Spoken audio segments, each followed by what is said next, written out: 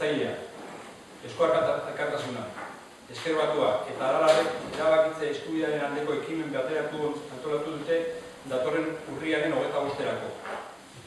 Eusko Legebiltzarrak gehiengo osoz onartu zuen legearen arabera, egun horretan Euskal Herritarrei kontsulta egitea iragarria zegoen. Gerora, Gobernu Espainolak honen kontrako helegitea jarri zuen, eta azken momentuan Auzitegi Konstituzionalak debekatu egin zuen. Hitza hitz lelopean, Gernika eta Gasteiz arteko toki zehatzetan biltzera ditugu herritarrak, eta ekitaldi politikora joateko ditugu lurralde ezberdinetako hautetziak, Gasteizen. Sujetu politikoaren definizioa, debekatutako galdera eta galdera horientzako proposatzen diren erantzunak fisikoki lurraldean bertan kokatzen datza ekitaldi ekimena. Euskal, herria, bakea, bai, erabakia eta bai hitzak osatuko ditugu. Topaguneak Gernika, Zornotza, Durango, Urkiola, Legutiano eta Gasteiz izango dira. Bai hitzaren inguruan izango du amaiera. Ordu batetan Gasteizen, Euskal Hautetzien bilketarekin. Lau alderdiek Gernika, Zornotza, Durango, Urkiola, Legutiano eta Gasteizen biltzera dei egiten dugu.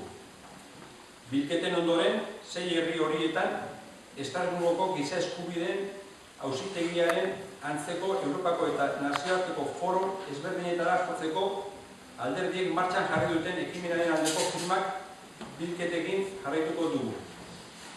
Aske eta demokratikoki erabakitzen dutenetik sortzen dela beharrezkoa diren egokitzeak negoziatzeko betebeharra. Estatu espainolak bukatu nahi duen betebeharra. Demokrazia printzipioak dioenez, Euskal Herritarrek aske eta demokratikoki erabakitzen dutena kontutan hartu beharra dagoelako. Agintari batek ezin du galerazi, bide eman behar dio.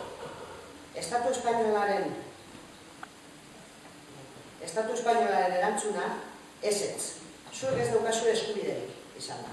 Eta guk diogu, baietz, bidea luzea da, iraun egin behar da.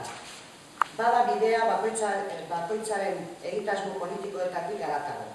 Bakearen, pertsona guztien giza eskubideen defentsan, normalkuntza politikoan, Euskal Herriaren aitortzan eta erabakitzeko eskubidearen defentsan bide luzea dugu egiteko. Eta ez dugu etxiko. Debekuak debeku dira, ukapena da. Eta gure kasuan, errealitatearen ukapena.